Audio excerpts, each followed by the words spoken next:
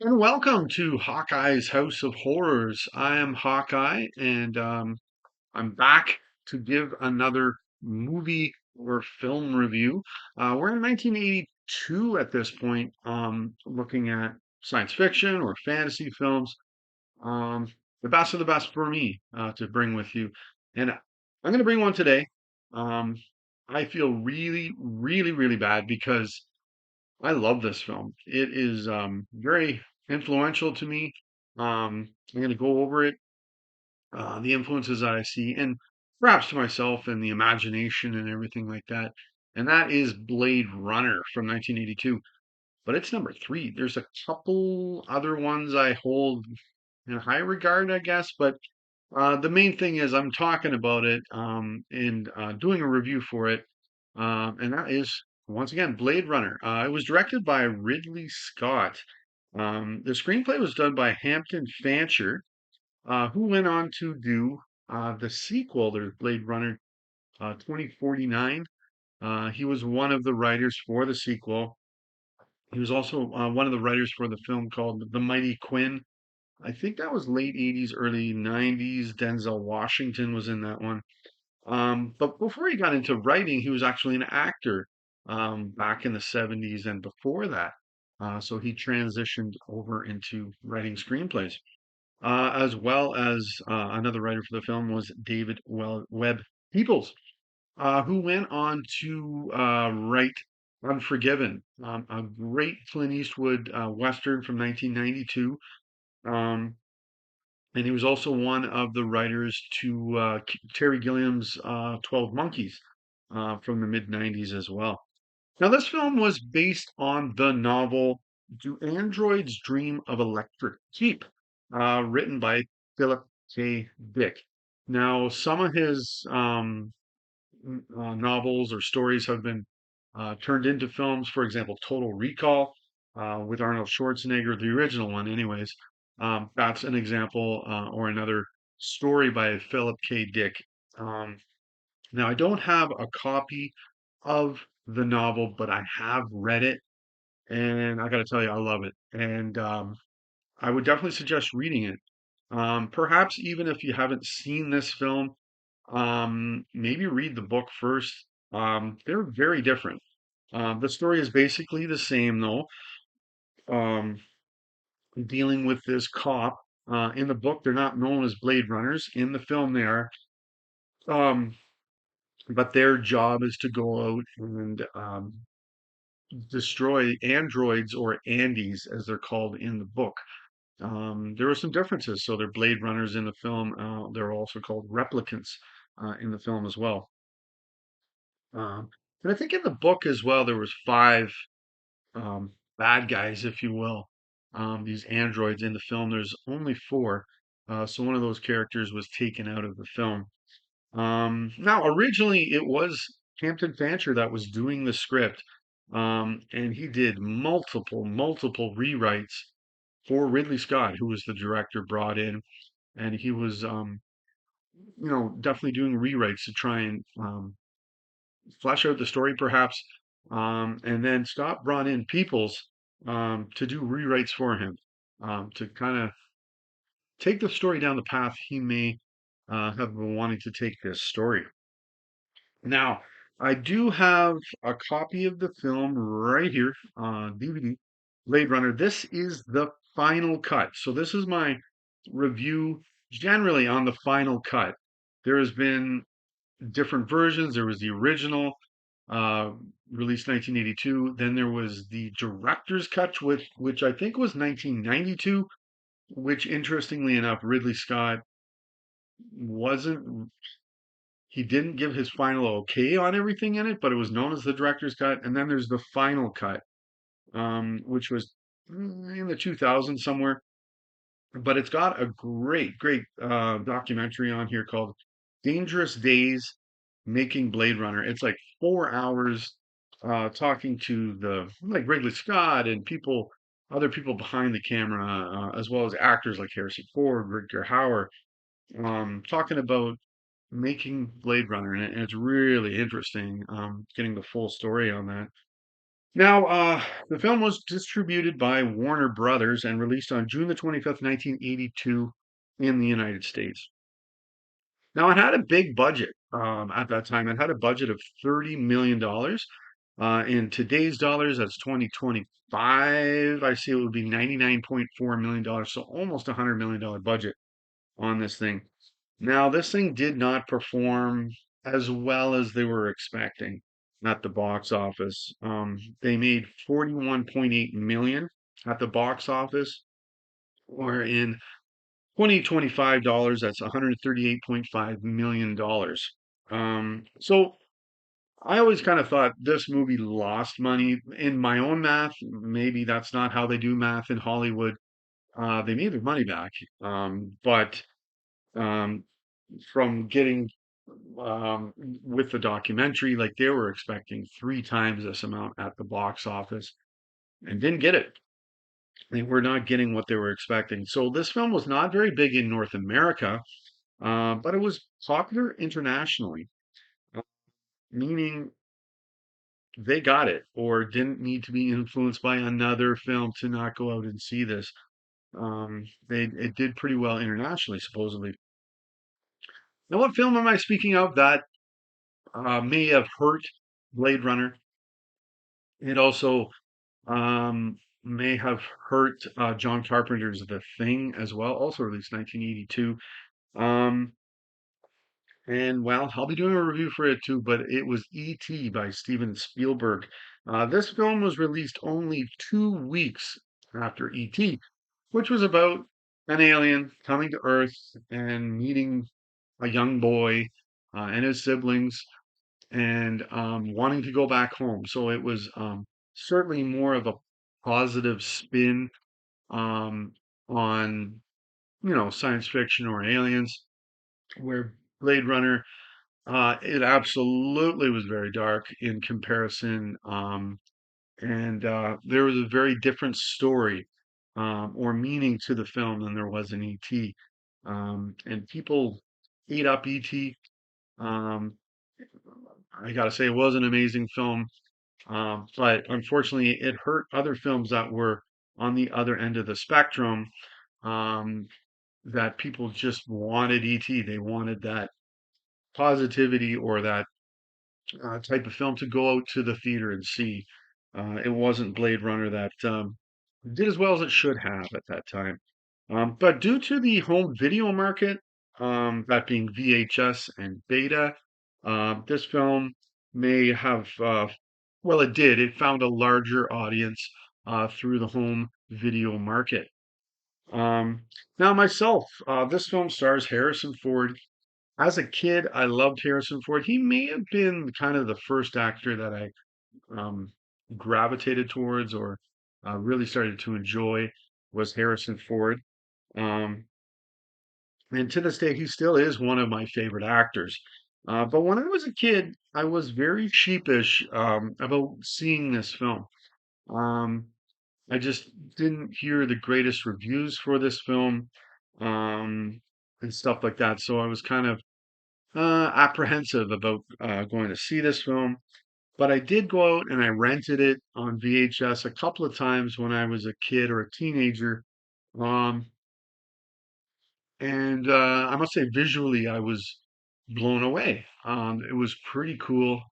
And this is on a little TV with the VCR, so it was still quite amazing the visuals going on. But I didn't quite understand the film. That is to be sure. Now, when I moved out on my own, and um, at the time I had a roommate, and he was going to the university in the city. And one night we went out because they were having a showing of Blade Runner, and I think it was the director's cut. It would have been that they were showing at his university. So we went there and watched it, and sadly, it's interesting because I hear stories of when Blade Runner was originally released, stories like this. There was us and like two other people watching this film, and once that film started, and I got into the film, um, for the director's cut, for example, the narration is taken out, scenes are added, scenes are taken away, the ending is totally different. I was blown away. Nobody was in there to watch this film. And I was still not quite getting it, but I was enjoying it more and more each time I was watching it. Um, as I said, the narration was gone. So in my mind, when I was watching it, I almost felt the film moved like a machine as well at the same time. Um, so then I saw it again like 2 or 3 years later with a great buddy of mine, Ian. We rented it on VHS and we watched it at my place. He hadn't seen it in eons. He was really excited to see it. He didn't remember anything from it.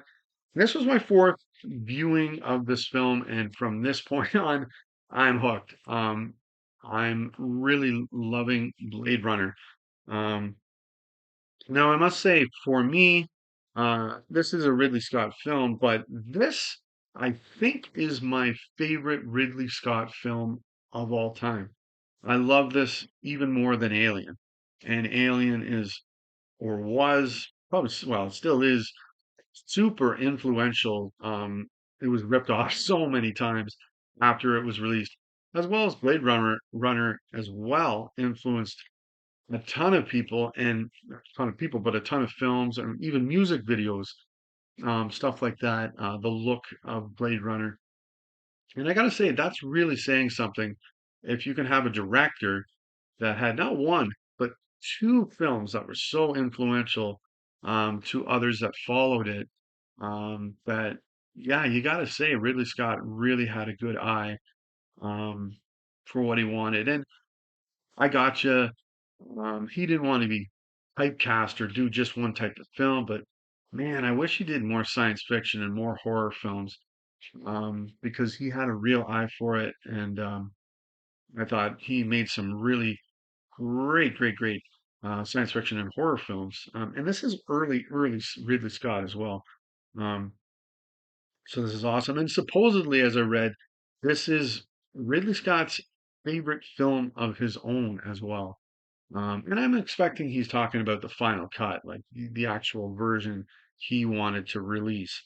Um, so there you go. Now, the story to this film, there were some negative reviews about this, but I think the story to this film is kind of thin, or not. It might be the incorrect word to use, but um, it doesn't veer off the course of what the two storylines that are going on at the same time, it doesn't veer off those courses very far, and it's almost like a train running towards the end of the film, where these two stories can meet at the end. So I think it's very effective and great, and when you're a great idea to have perhaps a story like that when you have a film that is so visual or has excellent visual effects that really essentially the film is stopping so that you can watch these effects that are still quite effective. And this is old school effects, so there's no CGI, there's no computers. It's like the effect put on the film itself. Um, so like it's really well done, and certainly with the film version I have, it's been redone or remastered, I imagine. So it is still quite effective. So, I'm going to go into the story of the film um, at this point. So, right at the beginning of the film, we are shown a scroll to introduce us really to this world. And it's the 21st century, 2019. So, that's actually in the past now. Oh boy. But at the time, this is well into the future. We're in Los Angeles. But it shows a scroll that I think truly sets up this film wonderfully. And I'll go into it at this point. So the Tyrell Corporation has built these beings that are identical to humans. They are known as replicants.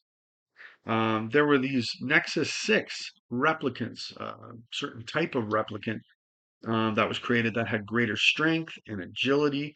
while having the same intelligence as those that created them. So they could be very smart at the same time. Now, these replicants were used off world and used in slave labor. After a mutiny off world by a Nexus 6 group, and it may very well be the very group we're after here, um, replicants were declared illegal on Earth. In turn, so the police have created these cops known as Blade Runners, whose job it is really to go out and shoot and kill, or retire, as they say, any replicant that is found on Earth. So, right after a Blade Runner named Holden, played by Morgan Paul, in a very small but I'd say extremely important role to the film in getting the film started and really getting it rolling here. He visits the Tyrell Corporation and gives this test called the Voight-Kampff test. And I love this test to this person named Leon, played by Byron James. Great casting. He looks pretty scary, very big, very scary looking dude. He's Leon. And not long into this test, Leon shoots Holden. And then we are introduced a wonderful introduction on the streets of LA with these neon lights everywhere. Um, he's sitting down. Um, it's a wonderful introduction to Rick Deckard, played by Harrison Ford. He's the main Blade Runner in this film. So he's sought out by the cops to find these skin jobs, as they're called, and wipe them out. Now, there's another story as well going on that is just as important and and um, uh, works just as well in the film, and that is of Roy Batty. So he leads this group of replicants. There's four of them, including himself, played by Rutger Hauer, and perhaps I certainly haven't seen every role he's done. I've seen some, but this is perhaps the performance of a career right here. He is spectacular in the in the role of Roy Batty, as already mentioned. Leon, there's Pris, played by a young Daryl Hannah, and Zora, played by Joanna Cassidy. So there's the four of them. But Batty is wanting to meet his maker, and that is Dr. Eldon Tyrell of the Tyrell Corporation. He wants to meet him, one who truly created him, and in the end, see if he can extend his life, as these Nexus 6 replicants only have a 4-year lifespan. And that character, Dr. Tyrell, it's wonderfully played by Joe Turkel, who I certainly remember from this role, and as well as Lloyd, the bartender from The Shining. He does a wonderful job in this role. Um, so then, as I found out too, through the documentary I saw, originally Fancher originally envisioned actually Rick Mitchum playing the role of Rick Deckard. Um, Now, I gotta say, probably Mitchum, in my opinion, was too old to play the role at this point. He was approaching his mid 60s. Um, I think that's just too old. But maybe if this was like 10 years before that, Mitchum could do it, and it would have been very cool to see Robert Mitchum play that role. He played detectives before and such, and was amazing at it. He really knocked the ball out of the park on some of those performances there. Um, and one actor that was seriously considered for the role of Rick Deckard, interestingly, was Dustin Hoffman. That's not exactly where I thought that was going to go. Very different actor, very different look, character than what you get in Harrison Ford. I do think Dustin would be able to pull the role off. He's, in fact, one of my favorite actors and a fantastic actor, I think. But it would have been a very different film, I think, in the end.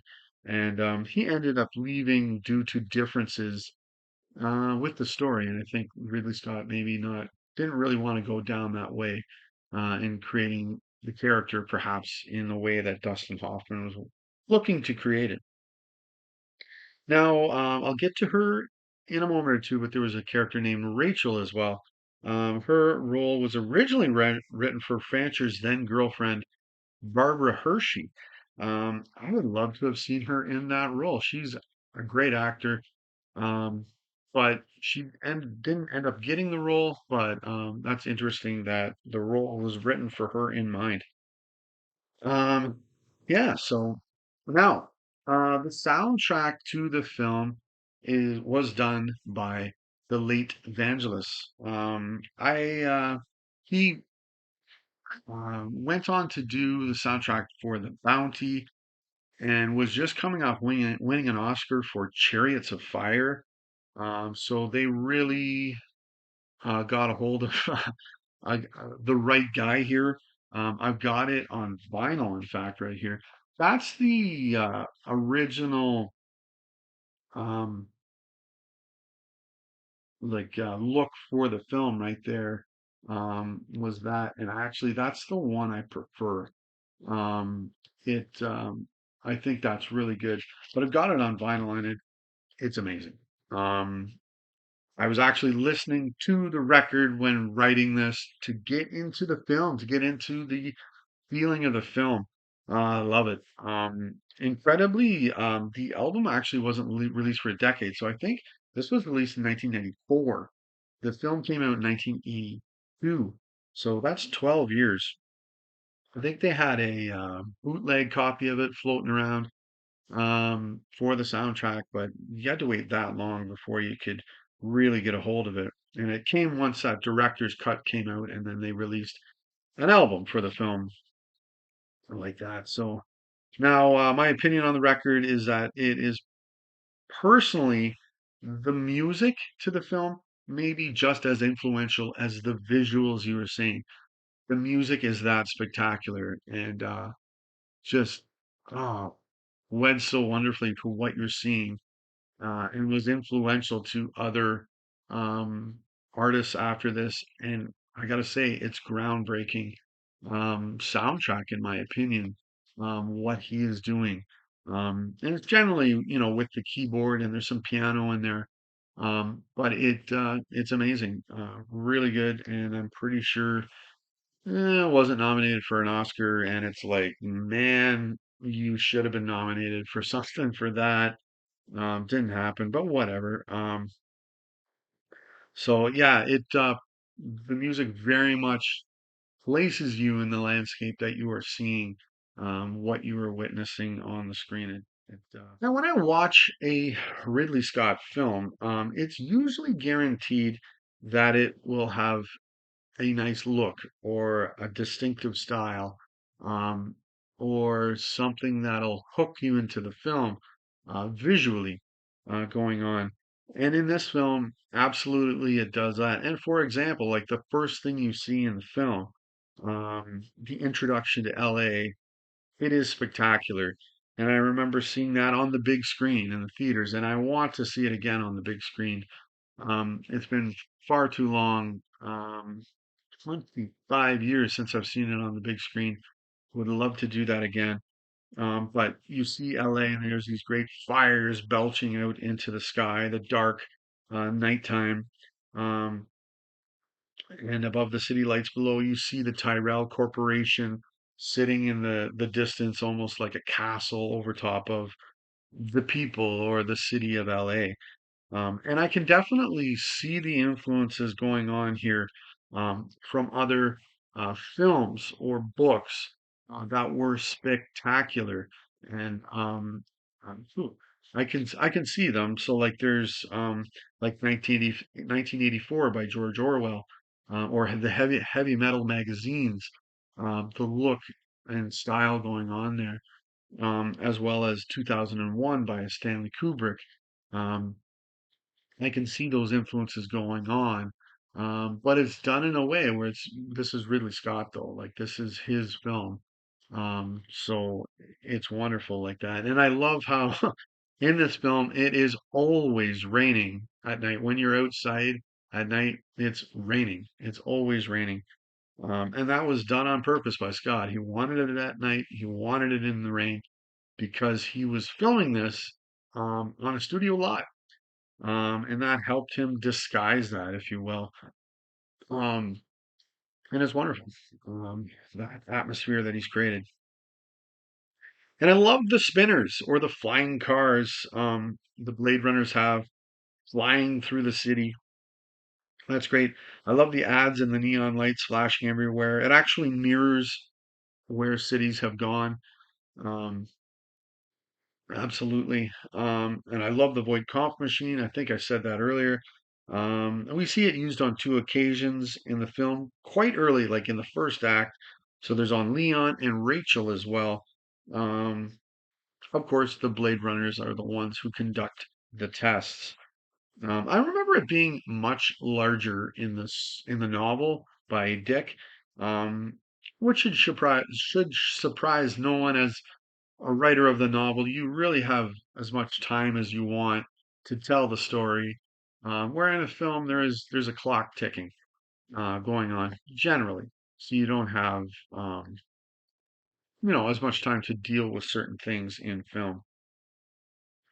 And and I love the machine Deckard uses. I don't know what it's called, but where he puts the photo in it and he's able to look around and zoom in and like look at things closer and more, zooming in on things, and the sound effect that it's using. It's wonderful. And I guess we kind of have that now where you point at the screen and enlarge things. Like it's kind of going on. Everything's on our phones now, but I love that machine. That was very cool. Um, and how he just tells it what to do and it does it. Very cool. Now, the future in this film makes me feel very claustrophobic. There is no room in the future. And it is also correct in showing different cultures living together, um, right beside each other with no room. So, um, now, uh, I'm gonna get into, and I could be wrong because there's been a sequel. I'm gonna tell you, I'm gonna absolutely review that one next, but I was not a big fan of it. I I really enjoyed it in the theater. It was the visual aspect I really liked, and then when I got home, I bought it on DVD. It's here somewhere. Um, I didn't like it near as much. There were some things that were very nice about it, but other things that really dragged the film down. And one of the things was the story. I've got my own theory on Blade Runner. I'm going to share it with you. I could be totally wrong. Um, I don't feel I am. This is what I've got from the film. I see it. I feel it. I think that's what's going on. So I'll share that with you. And there's a couple or a few different characters I haven't mentioned, but I will get into them as I go into this theory. And they're very important characters as well. So we're going to start with a character named Rachel, played by Sean Young. Um, she is very lovely visually in this film. She's straight from like a 1940s film noir, but yet it's set in 2019 or far into the future. But she's straight out of a film like that. I think they knocked it out of the park, if you will, with her look. It's great. It's very memorable and wonderful. And in my mind, um, another film set during that time frame where they did the same thing with the main actress was in Chinatown with Faye Dunaway. I think I compare the two in that sense where the look is very memorable and and you remember the look and it looks really great set in that time frame. Um, it really did well with that character. So now Deckard goes to the Tyrell Corporation where Holden had originally went, and he's going to talk to Dr. Tyrell. Now, due to Tyrell's insistence, this is a little odd, but it makes sense, and I'll explain later within my theory. Um, Within his assistance, he gives his assistant Rachel the void comp test. He says, I want to see a negative reaction before I see a positive reaction. But he knows what's going to happen. Um, Now, this scene, I totally love it. And the acting of the three, it's really great. The sun coming in the window, the smoke, the light, the shadows, really well filmed. Terrific look and everything. I loved it. Now, Deckard, sorry, I think he goes through like 50 different questions, which is a large amount. Tyrell even tells him that's a lot of questions you need to ask her for you to find out that she is actually a replicant. She's not human. So he's like outed Rachel to the Blade Runner. Um, and Rachel at the same time, she's completely unaware that she is a replicant. She thinks she's human. But when you see her and you think of her, you're like, she kind of acts like a robot at the same time. You could see that she would be. Um, Now later, Rachel comes to Deckard's apartment very scared, and Deckard doubles down on the fact that she is a replicant. And even getting into the fact that her memories are in fact implanted into her mind. I truly do love this. But I love that there's layers to this to the viewer, and it's not pounded out or laid out on the table for you for them to then explain to you what it is. Now, at the same time, this is nothing new. I picked up on this the third time I watched it, watching the director's cut, that Rick Deckard is a replicant as well.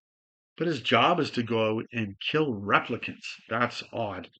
Um, it was the whole inclusion of the him dreaming of a unicorn, and at the end of the film, when Gaff leaves him the origami of the unicorn outside of his apartment, that really told me that Deckard must be a replicant, and Gaff is aware of this. Um, Now, I also believe, I really do, that the beginning of Deckard's life is pretty much when the film starts. Um, um, that's when it starts, and now that doesn't mean that this is the only Deckard replicant, or this is the first and only version of Deckard. I'm kind of leaning towards that it actually is the first one, but maybe this could be the fifth or sixth or 23rd Deckard created as a replicant. Um, so then, therefore, I think there actually was a Blade Runner who was human named Rick Deckard, who may have been killed in the line of duty, um, but he was highly thought of enough that they replicated him to the best of their abilities into an android to continue doing that job. Now, so all of his known memories that the cops may think may help him on the job are implanted into this Blade Runner as well. So now there are two other cops. I love these guys. There's Gaff, played by Edward James Olmos. He creates his own city speak when he talks. I love that.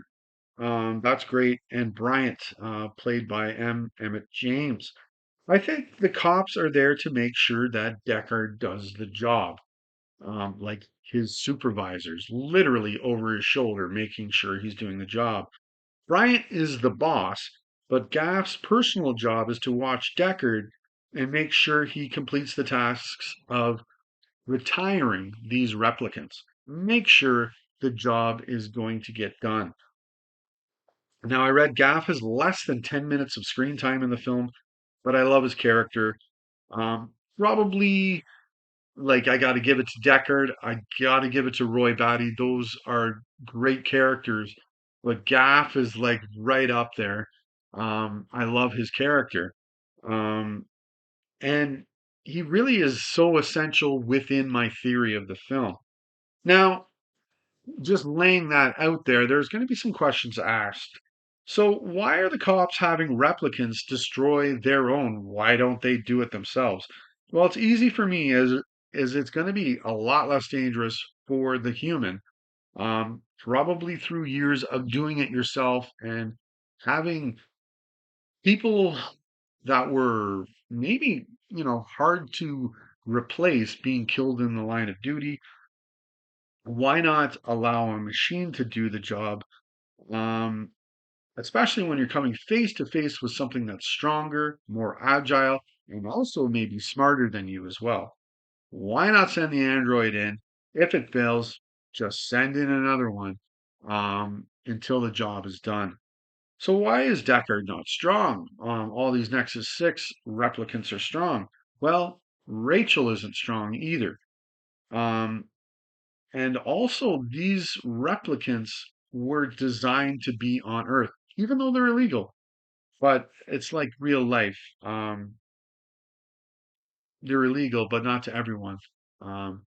So they were designed to work um, on the Earth as if they were human, not on off-world colonies or doing slave labor. That wasn't their job. Um, so Deckard thinks he's human. Um, that may be in the best interest of those that work above him. Why? Why is that? Well, Nexus 6, they were aware that they were replicants, and look what happened. They started a mutiny. They did not want to be slaves. They wanted to be on their own. Um, like Chris says at a certain point in the film, I think, therefore I am. So, and as well, the replicants, after maybe perhaps a few years, were able to create their own feelings towards things. So they were actually becoming alive or aware of everything around them. That's very cool. Um, Now, the film states that after a few years, as I said, yeah, they're able to create their own feelings. Um, so therefore, then that should happen to Deckard and Rachel. So if they are replicant, why would they want to stay under the thumb of those above them if they knew they were a replicant? That is a good question. Why would they do that? So wait, um, I'm going to say Deckard is a drunk. He drinks way too much. And yes, he is. And I think what that is that was a flaw that was put into the character by the designers to try and drive the point home to the replicant himself that I am human. This is a human trait. This is a human flaw. So creating this illusion that Deckard is human. So if Tyrell outed Rachel to Deckard, does that mean he's involved? I would say yes. Yes, he is. Um, he would um, he would also know, I think, that Deckard is a replicant as well. He gives Rachel to him, so that I think he could see how he would react. How would Deckard react to the fact that this is a replicant? They are illegal. How is he going to react? But at the same time, perhaps, and I would say this is a flaw of Tyrell, maybe not looking in too deeply on how Rachel would react. What is she going to do when I think he just thought of her as the prey, the one that's going to be killed. And didn't think of her as anything else, and certainly not as a human being. So, in the end, Tyrell, who I believe created Rachel in place of perhaps a dead niece, which I seem to think that or remember that happening in the novel. He had a dead niece, so I think her memories were put into a replicant to be in place of the niece. But Tyrell, at the same time, shows absolutely no compassion or care or anything towards this replicant that was perhaps put in place of a dead niece. He never even mentions her name, and I don't think ever even thinks about her after he outs her to Deckard. Another thing I love about this film is it may appear within this theory that the machines in the end are actually showing more human traits or good human traits than the human beings in the film themselves, which is amazing because that actually puts you on the side of the machines. It makes you cheer for them or want them to complete the task they want to do or survive. Um, Pretty good there. And I haven't really even gone into Roy Batty very much at all. And his character at the end of the film, him and Deckard have a showdown, if you will. And Deckard is literally going to be falling to his death, but Roy Batty um, holds out his hand and saves Deckard's life. And just because of his tremendous strength with one arm, just lifts him up and sets him on top of the building. Um, and then proceeds to die himself. It's the end of his life. Um, so if you wanted to, you could think of Roy Batty as like a Jesus to Rick Deckard. He saved his life and he's trying to share his life with him, things that he knows, um, things that are important to a replicant. Um, so it's pretty amazing ending. And Power himself wrote the final lines his character has before he dies, and it's quite heartfelt and quite amazing. Now, as well, there was actually some tension on the set of this film due to, I found this out in the documentary as well. This was actually Ridley Scott's first American film. And there seemed to be this idea that he preferred British crews or something. But I think it was he just wasn't perhaps used to how things were done in America and how different they were in Britain, where he was sort of given perhaps a little more free reign in Britain, where in the States it's like you're not allowed to do this, you're not allowed to do that. And Scott, didn't really like some of those things, as well as Harrison Ford. I've never really heard this about him beyond this particular film, but he may not have had the best time on this film. He bashed with Scott, perhaps for three different reasons. He was totally involved in the creation of his characters in, for example, Star Wars or Raiders of the Lost Ark. Um, his input wasn't very big on his character in here. There were tremendous delays going on as well. So he was sitting around and waiting till he was on set and ready to act. Um, and then another problem it appeared he had was with the actor Sean Young. How this may have been like the second or third film she had ever done. This is early, sort of in Harrison Ford's career, but he had done a number of projects by this point. He'd been acting well over a decade in Hollywood, so um, this wasn't his first, you know, rodeo. So I think he was wa- perhaps wanting to work with someone a little bit more seasoned than Sean Young was. That really helped out this film in the end. And this is certainly with the look of the film, is there was an actors strike. So the pre-production of this film lasted 9.5 months. That's an extremely long time. Um, they had a lot of time to get this correct, get it working out, and it was an actor strike. So these guys could keep on working till the actor strike was corrected and solved, and a new deal met, and then they can get at filming this. But they could do everything behind the scenes that's needed to be done. Now, Dick, he did pass away, unfortunately, before this film was released, but he was shown a 20-minute effects reel for this film, and it appears he gave Scott high praise for what was being done with this film, and to the point of actually saying, "This is actually what I imagined when I wrote this book," and it's kind of crazy because Ridley Scott uh, and David Webb Peoples, neither of them had even read the book. Hampton Fancher had, but these two hadn't, and they were able to create this world. Now, certainly within the people creating the effects, I'm not sure of them who had read the book or whatever, but um, it's pretty interesting that he had never read the book, but he was very close to Philip K. Dick's um, imagination on what the film should look like. Now, the film was actually nominated for two different Oscars. Um, and there were Oscars oh boy, you just can't deny that they should at very least get a nomination, and that was for art direction, set direction, or decoration, sorry, for Lawrence G. Paul. He went on to work on Back to the Future, as well as Escape from LA.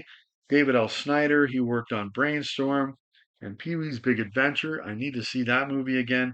And Linda Descena, she was actually nominated for five Oscars over the course of her career. Unfortunately, she never did win one, but she was also nominated for Star Trek, the motion picture, and Toys with Robin Williams as well. It lost to Gandhi. I've never seen that film. Ben Kingsley is in it and won Best Actor, so maybe that's a movie I need to sit down, find, and watch. Never seen that one. And it was also nominated for Best Effects, Visual Effects, which, as I said, watching the DVD, those effects are still very effective. Um, and the film is 43 years old, people. That's really saying something. I mean, yes, it's been um, redone or cleaned up through the years, but wow, those effects are still very effective. So, being nominated for that was Douglas Trumbull, who worked with Stanley Kubrick on 2001, as well as Close Encounters of the Third Kind with Steven Spielberg. He was nominated for three Oscars over the course of his career. There was Richard Juricic. I think that's how you pronounce his name. He was also nominated for three Oscars. There was Star Trek and Close Encounters as well. He worked on, and David Dreyer. He did the effects for the Sean Connery Bond flick, Never Say Never Again. And who did they lose to? Well, E.T., the extraterrestrial. So, the ending of this film is terrific, as in my mind totally, boom, it's blown away and going down all these paths on what happens next. Gaff is coming after these guys. Gaff is coming after Deckard and Rachel as they are escaping his apartment. They got to go, and you got to ask, is Gaff literally not outside that door? Because Gaff has been there the whole time. When Roy Batty died, who's there? Gaff shows up. It's like, what?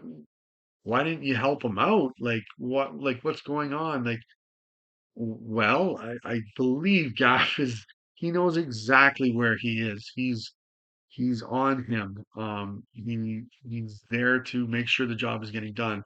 So when they leave that apartment, is Gaff not right there? But it's definitely a world of chase, adventure, romance, and survival. These two robots being chased by Gaff, um, and in my mind, it would always come down to a giant shootout. Um, but it may not be up against Gaff. It might be against another Blade Runner, and maybe even a duplicate of Deckard that's coming after him to terminate them or retire these replicants.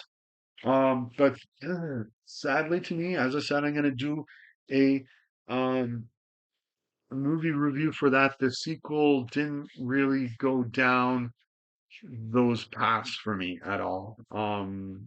But so you could say, well, that theory's great and all, but that's not how the film went. No, it didn't. But I don't know. I don't think the first movie was thought of as being a big franchise. This is the one thing, one film.